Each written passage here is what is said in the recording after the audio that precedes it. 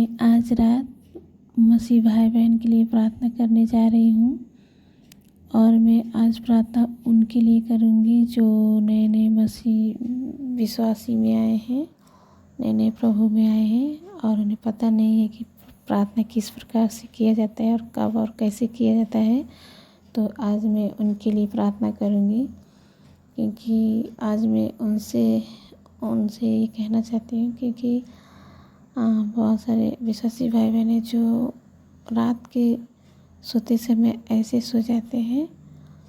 तो हमें इस प्रकार से रात के समय जब सोने से पहले जब हम जाते हैं सोने, तो सोने से पहले हम प्रार्थना करें और परमेश्वर पिता से कहें कि हे परमेश्वर पिता, आज की रात मुझे मीठी मधुर नींद दे और हमारी रक्षा रखवाली कर।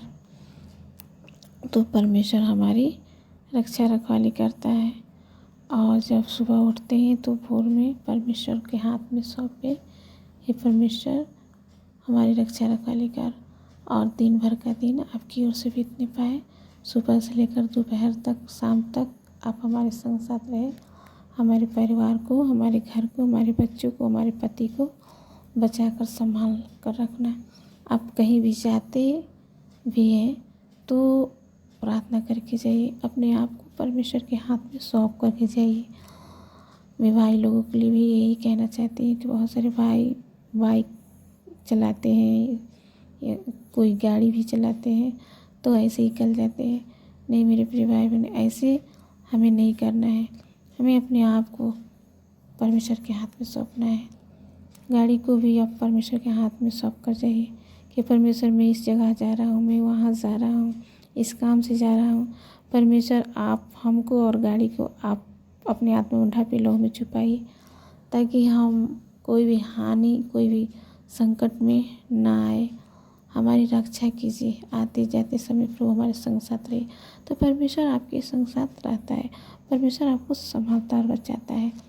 जब हम प्रार्थना करके कहीं भी ऐसे चले, जब हम बिना प्रार्थना किए कहीं भी ऐसे चले जाते हैं तो हमारे जीवन में नाना प्रकार की कठिनाई, समस्या, एक्सीडेंट कराने वाली आत्माएं हमें नाश करती है।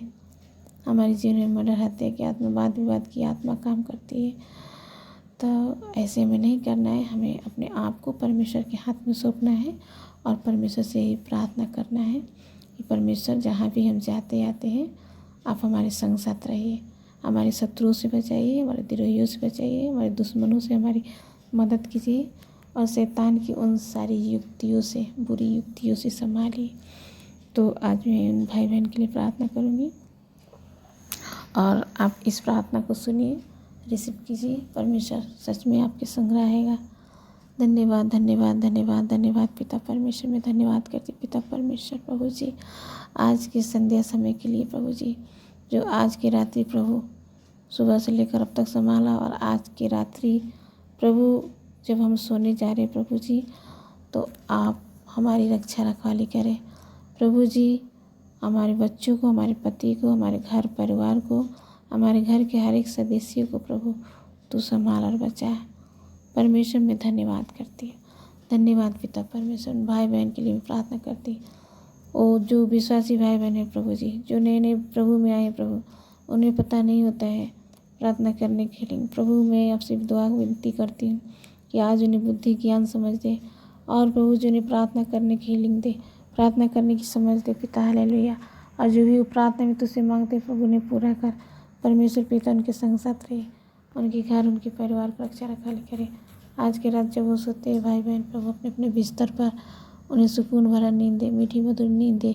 उनकी देह प्राण शरीर को, उनके बच्चों को, उनके पति को, उनकी पत्नी को, उनके घर परिवार को अपने आत्मा में ढापे लहू में छुपाए।